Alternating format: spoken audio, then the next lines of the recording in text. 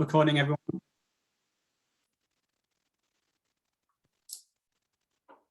Okay. Hello and welcome to Building a Playful Oxfordshire, addressing inequalities in children's access to public spaces. Before we get started, I'll just set out today's ground rules. Later on, we'll be hearing from Tim Gill, and as he makes his presentation, please feel free to ask questions as they pop into your head using the chat function. We'll disable sound just so that we're not getting lots of echo and background noise. Once he's concluded his presentation, we'll have a question and answer session, which I will facilitate via that chat function. And again, throughout that, please feel free to pose questions or leave comments that I might be able to put to him. Finally, about 5 to 1, I'll invite Diane Regisford to trail our next session in this series, Building Pomoja, Race and Cultural Inequalities in Oxfordshire's Public Space. So this is the first in our Build Back Fairer series of events, looking at the inequalities of access faced by various communities and individuals across Oxfordshire. And that's what we mean by Build Back Fairer, recognising that our built environments, the activity within our communities, and even our health systems do have barriers that make it more difficult for people to live healthier, happier, and more active lives. It's one of the principles of the Oxfordshire Healthy Place Shaping approach, which is an approach that's seeking to protect the NHS from growth and impact of those chronic diseases, those not passed to person, things like heart disease, cancer, diabetes, and chronic respiratory diseases. They're known as a slow motion disaster that the World Health Organization believes will challenge the very foundations of public health. Healthy place shaping is the driving force behind these events, and something that investment from Sport England has enabled Active Oxfordshire to support. But it's an approach that recognises that everything is connected. And that's why I would encourage you all and colleagues, stakeholders, friends and allies to attend the full series of these events. Because while in each session we will focus on a collective group, no individual is characterised by a sole characteristic, and they will face multiple barriers and bring multiple strengths to build upon. Focusing on what's strong is another important concept, and that's why we're delighted to be supported in delivering these events by Oxfordshire Liveable Streets, who have shown the importance of engaging and working with communities on, among other things, their work on the Florence Park low traffic neighbourhood, and the relative additional support these changes to the built environment enjoy in comparison to other areas that haven't experienced that length of community activation and engagement. Finally, with each session, we want to set a challenge. We want this not just to be an interesting hour of discussion, but we want you in the audience to work better with us and better together to plan the next steps. Today's is quite simple and straightforward. After this session, please let us know what your strengths are, what you can do to create and support child-friendly neighbourhoods in Oxfordshire, and we'll seek to connect and convene to make that possible.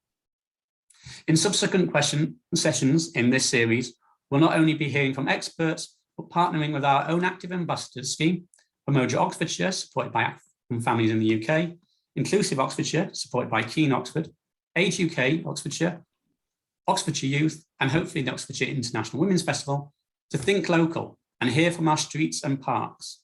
And it's with that in mind that before we move on to our main speaker for today, we'll hear a pre-recorded interview from 10-year-old Miriam.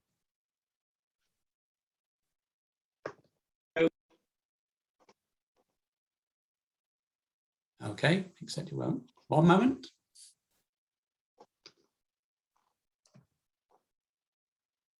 So we're joined here by, well, would you like to introduce yourself? I'm Miriam from Florence Park. Okay, and Miriam, you've got something you'd like to show everyone in the audience. Would you like to show us it? Yeah, it's a gnome, and I painted them all for the LTNs. Okay, so what did you do with them? Put them in the boxes. I made 1, 2, 3. I think I made like 15 of them. Wow, that's great. And so why did you want to do that? Because other people put stuff in, and Jane Gallagher was painting rocks, so I copied her. Okay, so you and your friends and other people were kind of doing this and kind of just having fun with what was going on there and kind of making it your own, I guess. Yeah. Oh, great. Okay. So what is it that you like to do? What's your hobbies? Finding sausage dogs and stroking them.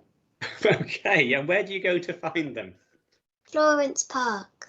Okay. And so do you like, is Florence Park, so that's nearby you, obviously. What do you like about Florence Park? Well, I like that it's really big and there's loads of different places that you can go to. What kind of places? What do you mean? Like the bandstand, there's 3 different playgrounds, and there's a new little nature reserve. Okay. That they've put near the left corner. Yeah, I know what you In one mean. of the corners. Yeah, I know what you mean. Yeah. Next to the tennis court. And so is that nice? Is that close to you? Is that why you said earlier that's why you kind of like it, that it's close to you? It's just around the corner. Okay, so that's easy to get to? Yeah. Yeah? So I can walk there. Okay, so you can walk there. And so do you walk there on your own? Yeah. Great. And after school I go there with all my friends. Right, okay. And so you live in an area with the low traffic neighbourhoods, yes? Yes. And so what has changed since the low traffic neighbourhoods have come in? Has it become easier, more difficult? What's different? It's become easier to get to school, so now I go on my own. There's less cars, like not as many gigantic traffic jams. But motorbikes are still going through. Right. Okay. So why is it easy? You say it's easy for you to go on your own. Why is that? Because there's less cars now, so I can cross, and most people are nice. Okay, so does that mean you talk to more people? Like, I talk to more people, and more people let me cross over the road to get to school. Okay, great. I don't know what it's called. The junction? Junction. Yeah. Okay. Okay, great. And so how else has your school journey changed? You said that do you or any other journeys that you can take now? You mentioned something about like visiting your friends and things like that. Yeah, there's one of my friends that is really close to me, and I can go there on my own now. So I can just cycle there. And I go to school with them sometimes. Okay, great. And so how does that make you feel? Happy. Yeah, why is that? Because it means I can cycle to school with my friends and be safe. Great. And is it better to be able to do that on your own than with your dad in tow, or? Yeah. You're looking at your dad, see if you can say that. Great. So what else helps you, I guess, be more active and be more independent? What kind of things would you say helps you to go places on your own? I don't know.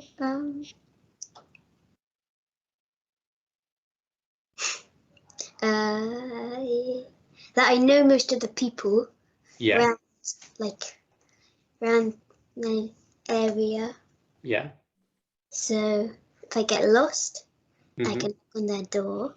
I also know loads of the places around it, because I know where there's over there's two-topped tree. Right. So I know where I am if I see the two-topped tree. Okay. There's 2 of them. Yeah. Okay. And I usually bring around my map that I got given at school a lot. Okay, what map's that? It's the one made by Abby. The Liveable Cowley map? The Children's Adventure map? Yes. Yeah, okay. So what's good about that map? Well, it's really easy to use compared to other maps. Right. Why's that?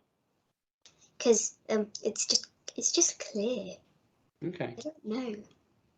And have you been using that map over the summer then? What have you done with it? Where have you been?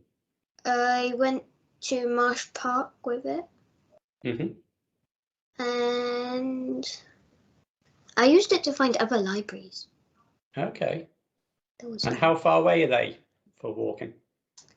Quite far.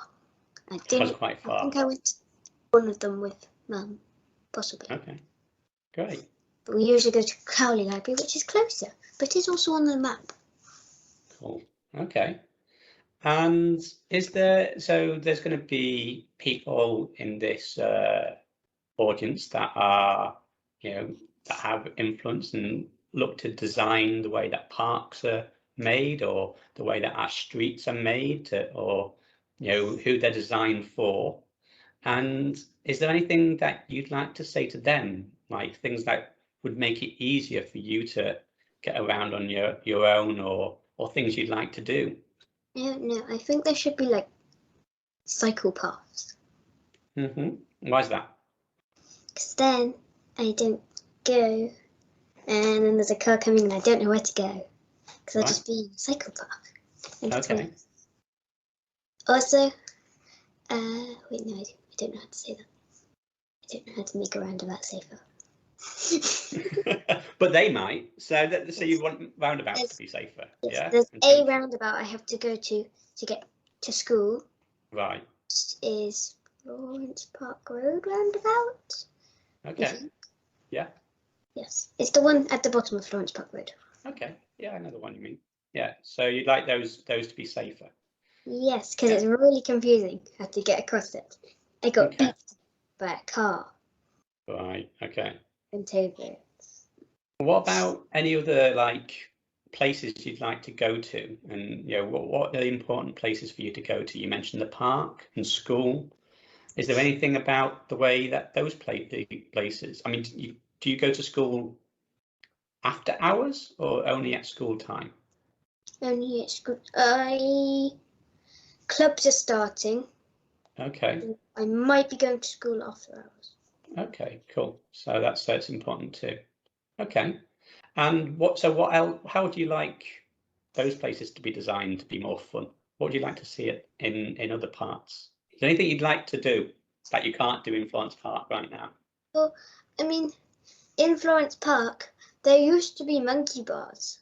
There used to be like this giant monkey bar thing with a bridge and a climbing wall, and then they got rid of it. Okay. That was really fun. Right. They replaced it with a zip wire. Right. Okay, I know what you mean. Yeah. Okay. It's so fun. So more monkey bars. What about? Do you think they should just be in parks, or do you think that those kind of things should be elsewhere? Well, I don't really. In Marsh Park, there's like little exercising things. Yeah. Little green exercising things. I like those. I think those should be like in other places. Okay. Like around Florence Park, there should be little exercising things that you can go on. Yeah. Okay. Great. Maybe monkey bars down the street, eh?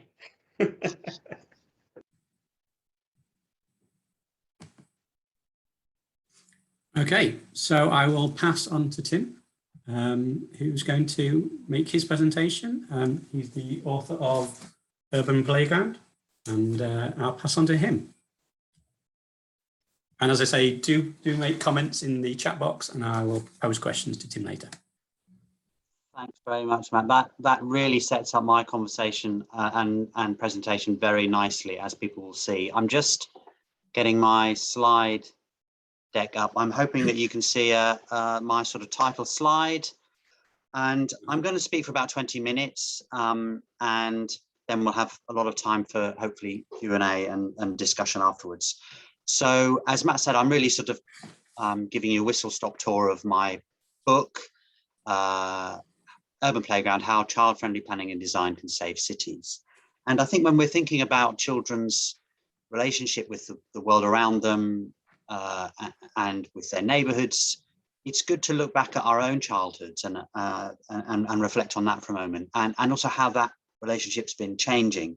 And my next slide really sheds some light on that. So what you, I hope, can see is a map that maps out what you might call the roaming range, or the sort of home territory of 4 children but they're all 8 years old, but they're in 4 generations of the same family who all lived in the same city.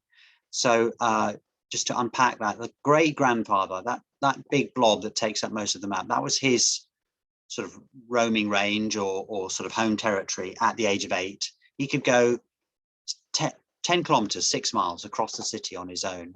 And then you can see the shrinking circles until we get to the yellow dot up at the top left. That's the range of the son in this family, who's, if you maybe read that, he was actually allowed to walk to the end of his street. And we know that's more a sort of license than most 8-year-old children are given. So what this map shows is what you could call the shrinking horizons of childhood.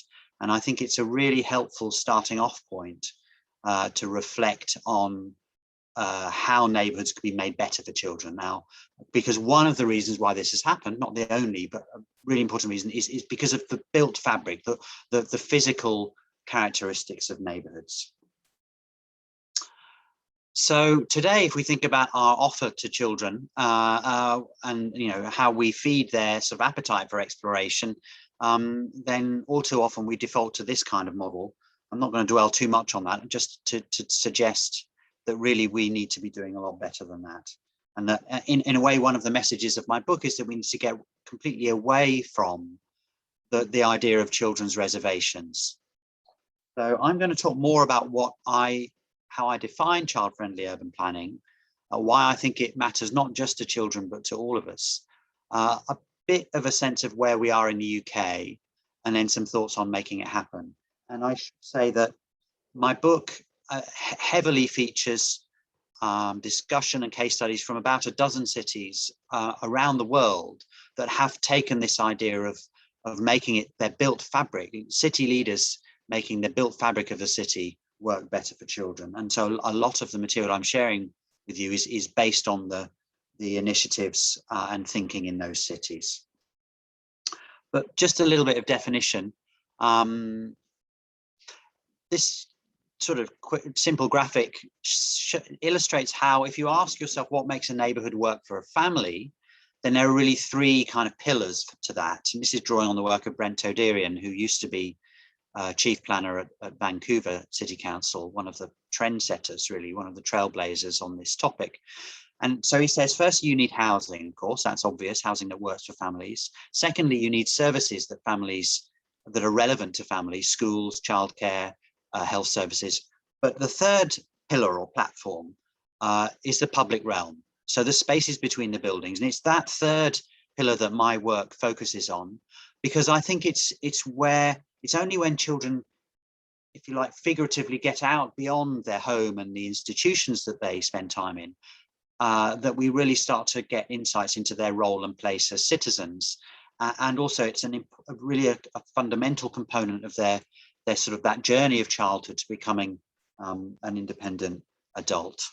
So I focus on the public realm, and I set out in the book a 2-dimensional framework for child-friendly planning. And this is the most important diagram in the whole book, so I'm going to spend a bit of time talking about it. And what it says is that there are 2 dimensions to making places child-friendly. And actually, you could hear both of them come out in what Miriam was saying earlier. So the first dimension is, if you like, the things to do dimension, that a child-friendly city or neighborhood has lots of choice of parks, of facilities, nature. So there's a wide variety of things to do, but that's not enough. That's just one dimension.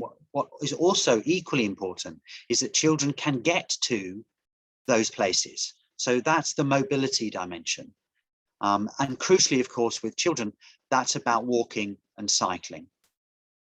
And so it's only where you have both a lot of choice and offers and types of space and facilities in a neighborhood, and children are able to get around easily, that you're in that child-friendly quadrant. And so just to flesh out that framework and kind of make it real, in the book, I talk about what I tentatively offer as the most child-friendly neighborhood on earth. Okay, there's a question mark there. It's a provocation, but it's the German district of Vauban which is part of Freiburg, and it's well known amongst urbanists as a sustainable eco suburb. So you can see an aerial there. It's about 5,000 or 6,000 people. It's medium density. It's apartment living. It's mixed use. But the key thing I think that really lifts Vauban in terms of child friendliness is to all intents and purposes, it's a car-free development. There's very low levels of car ownership. And if you do own a car, then basically you have to store it in one of a set of peripheral car parks. So as you can see on the right, it means that the whole of the space between the buildings then becomes available for all sorts of social and public uses and benefits. So just one example, this is one of the features of Vauban. It doesn't really have segregated play spaces, but it has a lot of green space, and it's very playable. And in that green space, there are woven into the space play offers like the one that you can see here. And also you can see how well overlooked it is to nearby dwellings. This is an image of one of the streets in Vauban. And I have to say, I've been lucky enough to visit this district twice over the years, and both times it's been really striking how lively and active the streets are, and that's a theme that I'll come back to. Here's just an image of one of those car parks I talked about. There is also effective and well-used, well-connected public transport, so actually very much lower need to own a car. So in the book I sort of distill out some of what I think are the key urban design planning features of a slightly idealized Vauban and offer this diagram. I'm not going to talk in detail about this diagram, but in essence, what you've got here is I think, basically what you'd call kind of progressive, sustainable urban design and planning, and then a kind of child-friendly layer of some features that are attuned to the needs and interests of children as a layer on that. And in this section of the book, I also offer a set of 10 strategic indicators that are child-centered. These are statements, if you like, put in the form first-person statements from children, setting out what their neighbourhood is like and what they can do. Again, I hope I'm not going to read through these, but you can see some echoes back to what Miriam was talking about earlier. And I also offer a subset of sort of, as it were, stepping stone indicators under each of these headings. So process and output indicators that relate to that. So to flesh out what this might mean in terms of policy and practice. But before I get to that, I want to get to my next point about why all this matters. And so this is not really my view of why I think this is a powerful idea. It's the view of the city leaders in the cities that I was visiting and talking to. So this Venn diagram captures the cities really, the cities that are at the forefront of this agenda, broke down into kind of 3 headings when I talked to them about their rationale. So there's a group of cities that had a strong focus on children themselves, on children's rights, or maybe children's health and well-being. So it's very strongly focused on, this is a good thing to do for children. But then there was a second group that actually their interest was around sustainability. And they grasped the insight that I'm sure you've seen from Vauban, which is that if we ask ourselves what a sustainable neighborhood looks like, it looks a lot like a child-friendly neighborhood. It's compact, it's green, it's easy to get around on foot or by bike. And then there's a third group of cities that actually had quite a sort of hard-nosed economic rationale for what they were doing. Rotterdam was the most prominent of that, and I devote a whole chapter to Rotterdam. It's probably invested more than any other city on earth in making its built fabric more child-friendly. And so these cities have grasped the insight that, to put it in a nutshell, a city that is not able to attract and retain families is a city whose long-term future is pretty bleak. And that was very much the rationale at play in Rotterdam. So I'm just going to briefly unpack a couple of the more kind of child-focused aspects of this in the next couple of slides. And the first is around road danger. And sadly, I wasn't able to use this this illustration in my book, although I have been given permission to use it in talks. But I think it captures better than any other image I've seen the extent to which we've normalized road danger. And that's a global phenomenon. And it should be a cause of instant scandal that road danger is the leading cause of death for children and then young people and young adults around the world over the age of 5. A lot of those deaths, the vast majority actually, are happening in low and middle income contexts, but even in countries that have an exemplary record for child safety and indeed even road traffic, there's still, so I've given the stat there from Sweden, that 1 in 9 of the deaths of children over the age, sorry, I can't quite read that figure, over 5, 1 in 9 of the deaths of children over 5 is caused by road traffic. And there's a huge social gradient here as well. So the poorest children are the worst affected. Just turning to a rather more positive take on this topic, what you're looking at here is a graph that shows you the levels of child well-being, child happiness scores. We've got good data now from countries around the world of children just saying how happy they are. But what this does is break down and make a comparison between children who play out daily, that's the light blue, and children who play out rarely, that's the dark blue. And for every single country where we've got this data, you can see a really significant gap, in some cases as much as 2 points, which is a big deal in terms of happiness, between those children who play out daily and those who play out rarely. I know some of you will be thinking, well, that's hardly surprising, is it? But actually the data really speaks volumes here. And I'm also very aware, and again, we heard this from Miriam, that if we take the time to ask children themselves about what they like and what they don't like and what their concerns are in the neighbourhoods, what they tell us maps, I think, very closely onto that 2-dimensional framework that I talked about earlier. So if you fold all this together, I think you get something really like the quote, reasonably well-known quote now, increasingly well-known quote from the former mayor of Bogota, Enrique Peñalosa, who had a key role in transforming the prospects of that city in many ways, who talks about children being a kind of indicator species. And I think that is not just a figure of speech, it is a literal truth. And think back to Vauban. The presence of children of different ages, with and without their parents, being active and visible in that neighbourhood was the sign of the health of that neighbourhood, in the same way that seeing salmon swimming up a river is a sign of the health of that habitat. Okay, what's going on here in the UK? Well, I'm not going to spend too much on this, but it's important to recognise that the policy context and the debates are very different now in England, Wales, Scotland and Northern Ireland. And in simple terms, there's a lot happening in Wales and Scotland, particularly at the kind of government's level of support and framework policies that we're not seeing yet in England. We are seeing, and we do have here in London, where I'm speaking to you from, a quite strong policy as part of the London plan, and that's policy S4 around essentially that bites with new developments. So that's very helpful. It's recently been beefed up with the latest finalised version of the London plan.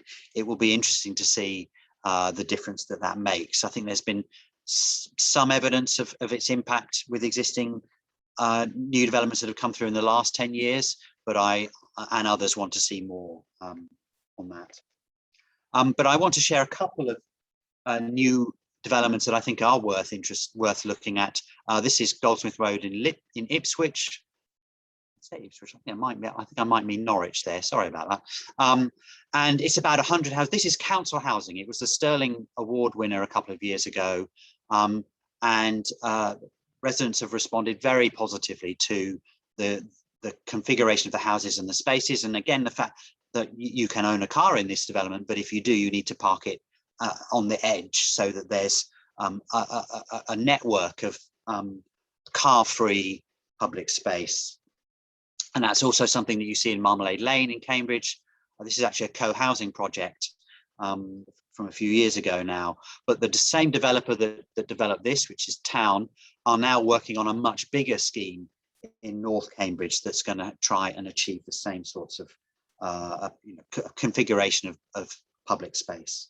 So there are some encouraging signs, but I think we need to see more. And I was struck just earlier this week, the launch of the No Place Left Behind report. So this is a report coming out of, I guess you could say, the Tory party's favourite place-based think tank, Create Streets. But this really has a really strong set of recommendations that I'd urge you to have a look at. I counted no fewer than 8 recommendations in the report that resonated strongly with the messages of my work around that framework, in particular, that 2-dimensional framework that I talked about. So just finishing off my last section on making it happen. In the book, I set out 4 building blocks and 9 principles. I'm going to just briefly show those in a minute, but just to pull out some key messages, I hope this is obvious, but we are not talking here about kind of technical design or planning challenges. The questions I'm raising are really big picture, political and even moral questions, questions about who and what streets are for, and about the place that we give to children in our public realm. The other thing I want to pull out, and again, I'll say a bit more about this, is that in the cities that I looked at, some had good policies, but what was more important, or at least as important, was that these were cities that had the right people in the right place to get things done. And I offer a model about that, which I'll just share with you in a second. But just the building blocks, they're actually quite obvious. Streets on top of my list, the starting point, figuratively and literally, of children's journeys. We have to get streets to work well, but also, and it was interesting again to hear Miriam talking about cycling. Cycling is the most natural next step, if you like, or the kind of way for children to expand their horizons and their explorations once they are able to walk. And you really see that, of course, in many cities and countries in mainland Europe. Public space is vital, and housing, and particularly getting the relationship between the housing and the space around it right, as you could see. So the principles, I set out 9 in the book. I'm not going to read them all. I'm going to pick out 3. The vision and values really goes to that point I said earlier about, if you like, the sort of spatial justice of all of this. People and policies. And then another one, which I just wanted to share a bit of work in Oxford that I saw on my social media, which I'll come to. So the vision and values it's brought out nicely in this tweet from a few months back. How do you create a local skate park? Step 1, you stop the traffic. Actually, you don't need to do anything else. What that shows us is that many of these questions about these kind of spaces, they're not technical questions about design. They're ethical questions about who has a say and who gets a claim on the space. That point about people and policies, it was very common. Most of the cities that I saw that really took this agenda seriously and were having a measurable impact, there was a municipal officer at the heart of what was happening there, and there was a kind of hub and spoke model.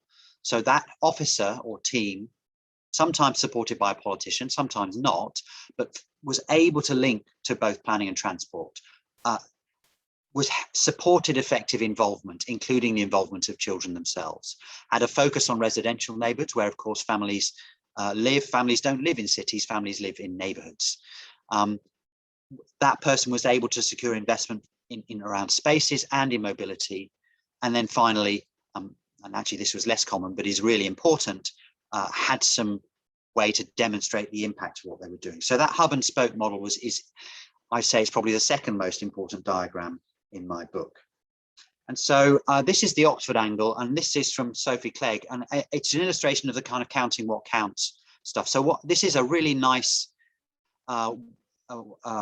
map that uses publicly available data to show the growth of car ownership in Oxford. Sophie, I think, does some interesting things around relating that to child population as well. So it helps us tell a story about how cities are changing and how they maybe need to change in different ways. So my sort of final slide, penultimate actually, is drawing the links here between making somewhere child friendly is pretty similar to making it walkable, making it work well for 80-year-olds. So that's the 880 idea. Really, all of these ideas look very similar, but I think where children are an asset, if you like, to us adults, is that they're a lens through which we can get conversations happening about the future of cities, about the longer term.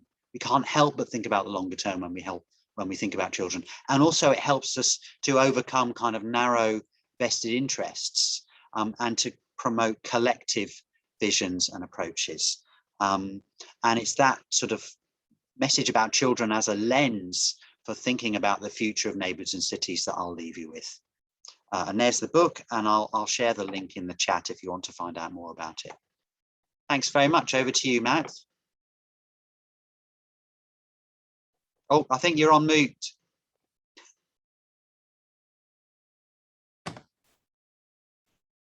Okay, I'm unmuted. There we go. Thanks very much, Tim. That's great. We're getting a few questions through the chat, and I'm going to encourage people to pop more there. And before that, I'm going to take my chair's prerogative, as it were. And Tim, your first principle up there on the list, one which you didn't go too much into, but I think really speaks to this series, is embrace diversity, equality, and inclusion. Could you just speak about that a little bit and why that's really important? Sure. I mean, I think it's the first principle. It's also woven through the book. So, for instance, it's woven into those indicators which unpack some of those aspects of that principle. But I think, well, I hope we all agree that in making cities better, part of that is about making them more equitable and inclusive. So that's thinking about people from different backgrounds with different abilities, boys and girls, and I say a bit about that. Actually, the age dimension, so thinking about little children, including infants and toddlers, and the Bernard Van Leer Foundation. I know, Matt, you're aware of the work of Urban 95, is doing some really good work on that demographic group. Also, teenagers, often neglected, if not abused, in these days, but in these debates. But also, there's the kind of socioeconomic dimension to this, and I think we need to be honest here.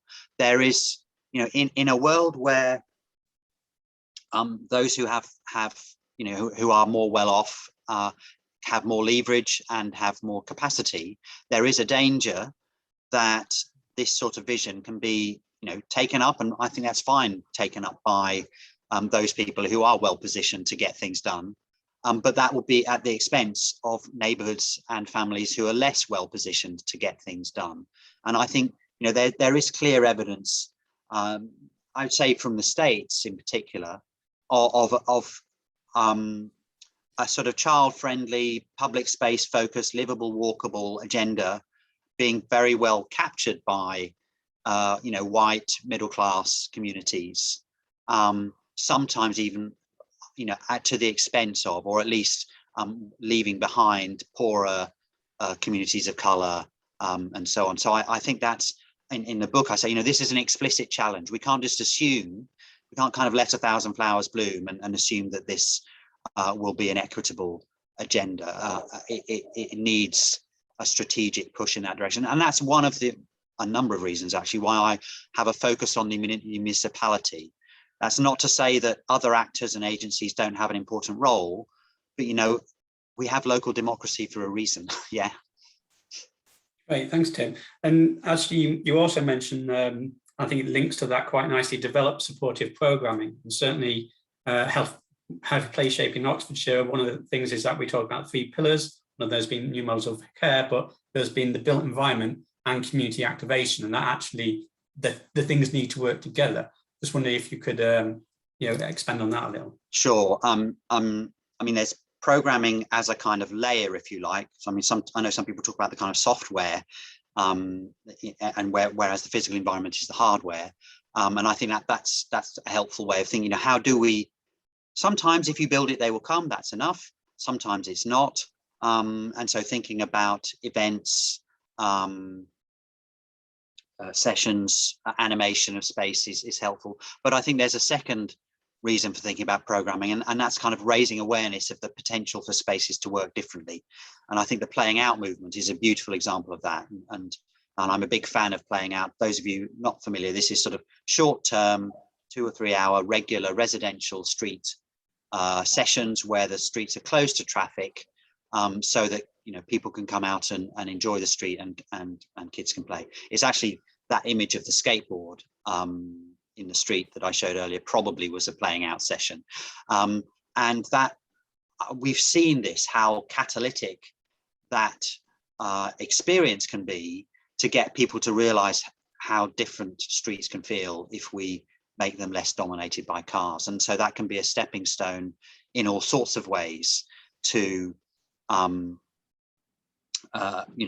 this sort of bigger, longer term change that I'm arguing for, which I'm sure everybody's on top of this, but the links with the climate crisis are evident and obvious. But the message from my book is that this way of thinking about transport and planning and land use and design is a way of giving a positive vision of some of the changes that we know we're going to need to make, but which people do feel, largely framed in terms of losses rather than gains.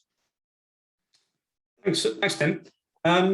One thing that I just want to trail again next session, because I think particularly we're going to have a lot of social activators, as you call them, from various different communities, and that'll be really great follow on from that in particular.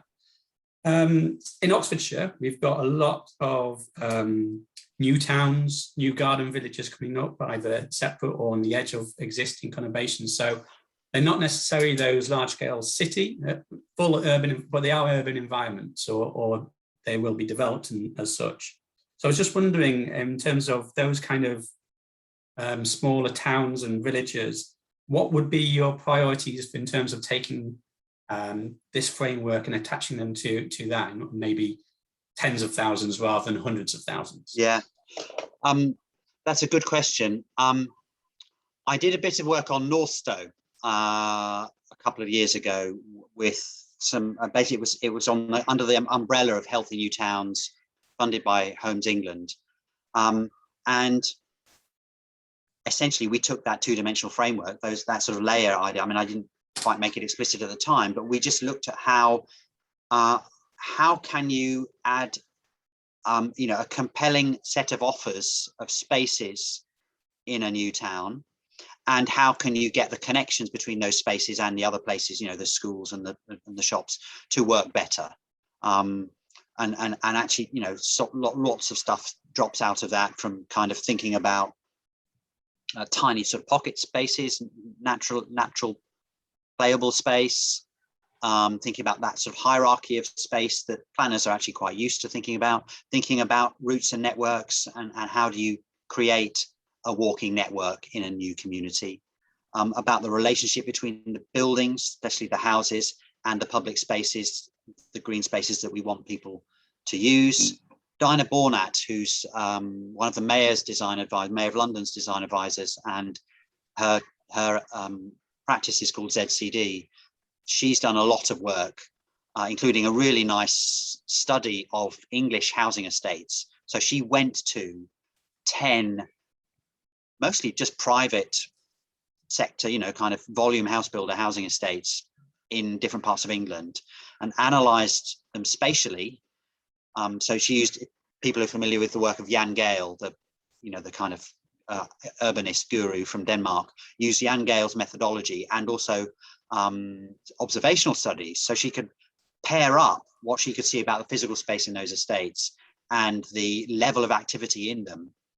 And she could basically found some data that really backed up essentially kind of a lot of the things that she and I are both talking about. So I think if you look, there's quite a lot of material for that those who are feeding into that new town, new village, garden village practice can feed off. The kind of word of warning, I mean, I'm conscious when I say this, I've seen the research and the studies and the advocacy from Transport for New Homes, that maybe some people, so this is a campaigning organization that's supported by, amongst other people, the Campaign for Better Transport, that's saying that, you know, some of these so-called garden towns and garden villages. I've got a very loud crow right outside my window, so I'm sorry about that. Some of these they're having car dependence baked into them. So I just close by saying, you know, if we need to tackle car dependence in these new developments, otherwise you're just fiddling around the edges. And that's not just about traffic, it's also about car parking. And a big finding from Dinah's work is just how problematic spaces dominated by parked cars can be for children. That's great, thanks Tim. It's interesting, the Voice Opportunity Power Toolkit that actually ZCD Dinah has been involved in working on with Sport England and the Town and Country Planning Association. That's now available on Sport England's website, and it's something that we're keen to explore further. So if anyone else in Oxfordshire is, then we'd definitely be interested in conversations there. That's, I guess, another one of those challenges and actions to come from this. We've got a question in from Jane Gallagher, who I think you may have heard of. I think our paths have crossed. Hello, Jane. So she asks, what do you think the biggest obstacle to change is? Is it car dependence? Are there other ones that rank up alongside? Yes, for me it is. It's, I think the trying to put this in a positive way, the way that we really make a difference for children in both existing and new neighbourhoods is by reducing the presence and impact of the car, and then so much becomes possible just by that act. Conversely, if we don't do that, I think we're almost forced into what I call the kind of child reservation model. You know, and that's why so much of my book is devoted to both highlighting the fact that children suffer the most from car-dominated places, but also that tackling traffic and parking really is the kind of, you know, it's the golden ticket for children in terms of making neighbourhoods work better for them. Great. Scott asks, Oxford Liveable Streets, they're asking, on your diagram, you have obviously the two-dimensional diagram. Is there a third? Ever on your mind? Yeah. What are there any other elements? Yeah. Well, I don't know if Scott has a connection with Marketa Kitter, but Marketa Kitter is Professor Kitter is a spatial planner in Finland, but she formulated that two-dimensional framework 15 years ago and has done a lot of work on it since. And you know, she's a real inspiration. But interestingly, quite recently, we were on a Zoom call. It might have been the Bob MK group, so that I think might include Oxfordshire. It does, yeah. Yeah. I think it was that event. Anyway, an event where either at the event or before it, she said, "Oh yeah, I think I'd add a third dimension now, and that dimension would be children's participation." So you know, you imagine a third axis that highlights the extent to which children are involved in different ways in the process. I mean, I think that's a pretty good starting point. I have some constructively critical things to say about children's engagement and involvement in the book. In essence, that yes, I think it's essential for us adults to get insights from children about their lived experience, about what it's like for them. And again, Miriam, it was beautiful to hear the level of the fine-grained sort of detailed knowledge she had of her patch. You know, that's what we want to capture. But I don't think it's right to ask Miriam to solve the problem. And you know, when she said about the roundabout, oh, I don't know about the roundabout. You rightly said, no, you know, tell us what the problems are, and there are smart people out there can fix it. So that's where I think we need the voices of children and the insights from children, but we also need adults that are committed to and have the knowledge and expertise to make the world a better place for children. And that there are some tensions there with, for instance, this idea of the ladder of participation, that in effect, you know, the more children own and make the strategic decisions in a project or an initiative, the better. And actually, even Roger Hart, the godfather of children's participatory planning, has said, you know, actually that wasn't really what I meant when I talked about the ladder of participation, or at least he's now saying, I'm rethinking that. And again, I talk about that in the book. Sure, I think we came across it when we were putting together, when Liverpool County was putting together these maps, which came with these little cards, which people asking, or what if they come up with quote unquote silly suggestions. And I said, don't worry about that. It's about interpretation. Yeah. So it may be saying, oh, they want a roller coaster on the street or something like that, but it was more that they wanted to do something on the street. It was something accessible. It wasn't necessarily about, it was that interpretation that was, that's important. Great. Okay. One more question. So someone says that cars are often necessary for long commutes. Do we need to look at employment zones as well as residential zones when we're thinking about children? Well, I'm getting slightly outside of my pay grade, as it were, with all of this.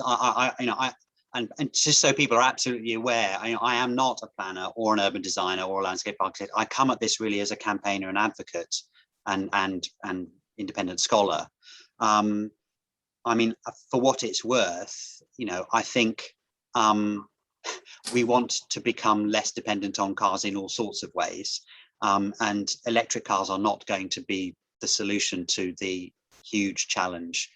The various externalities, that's the technical term, the bad things that happen, the bad side effects of car dependence go far beyond the things I've talked about, and many of them are going to be just as problematic with electric cars. And so that doesn't mean to say we kind of ban all cars now. That would be crazy. But it does mean to say I think anyone who looks seriously at the changes we're going to have to make to meet our net zero carbon commitments, it's accepted that we're going to have far lower levels of car use, more greater public transport, and also think about planning and get that sort of the demand for travel to be lower by having more compact. I mean, the 15-minute neighbourhood model that some people will be familiar with, that we of course there are places now where you need commutes, but why have we ended up with places where people are working in one part of the world and having to drive to another part of the world to their jobs? This goes back to Jane Jacobs, actually, Saint Jane. I guess it also goes to what you were speaking about in terms of our priorities around, and that we are currently prioritising those commutes, and that there's other things which we, like, if we were to start from a complete scratch, is that what we would prioritise? Yes. Would we be saying we need places for children to play as well, or things like that? Exactly. And in fact, you're right, I should give a plug here. I'm speaking with Lucy Marstrand, who is a transport planner, in a couple of weeks for an urban transport group talk, which is free. And we're going to be looking at this in a lot more detail. Why is it that the commute is still the preoccupation of transport planners? What problems does that cause? How can we move beyond that? I mean, even just in London, we've just had stats about the very high uptake of cycling by women during the first lockdown, which, apart from anything else, tells us a lot about suppressed demand. But I suspect that isn't given proper weight because women's commutes are not, or rather women's travel choices are more complex and less of a priority for transport planners than men's commutes, to put it bluntly. Yes, I think we've actually been talking about, Lucy, with regards to our session that we're going to have like this. Okay, men's barriers. Fantastic. So we'll make sure we get a link to that and share that with everyone who's attending as part of the follow-up for this. Thank you very much for joining us, Tim. I really valued your comments. It's great to bring some of those bits in your book to life and think about them in Oxford's context. And I'll encourage everyone on the call and people to follow up with us with regards to where we might be able to go with this. But now I'm going to ask Diane Regisford just to trail our next event. So thank you very much, Tim, and we'll pass on to Diane for a couple of minutes just to ask the audience what it is that you're looking for from our next event. Good afternoon, everyone. Thank you, Matt. Thank you, Tim. It's a pleasure to be here. Very interesting conversation. Yes, my name is Diane Regisford from Evoking Belonging, which is a cultural diversity consultancy. I'm a social sculptor, and I will be hosting the next session in October, which is about race and cultural inequities in public space.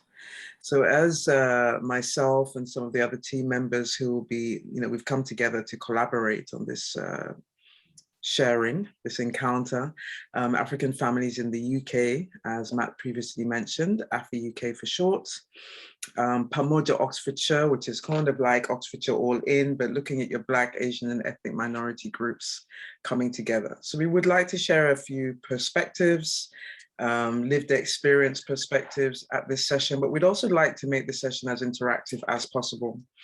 As we are planning, we have some questions arising, and so Matt invited me here just to share the questions that are coming up for us.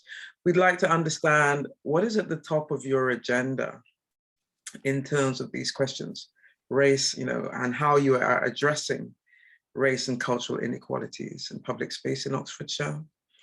And what questions are arising for you as you unfold into your work currently. We'd love to hear from you prior to the events, and we will then shape the events in a way that we can address these questions arising, these issues, and also try to match, through the testimonies, the insights gleaned from some work that we've been doing probably since, almost for a year now, called the BAME framework, which is where we have been researching inequalities, challenges, and possible opportunities to shift this paradigm. So thank you. Thank you, Diane. Thank you, Tim. And thank you for everyone for joining us. We're bang on time, so I'll let everyone get away and get their lunch if they haven't had it yet. And we'll see you again in October. We'll be sharing out links to that event and with a follow-up from this. And as I said again, please do get in touch with opportunities to collaborate or ideas that we can connect other people to. Thanks.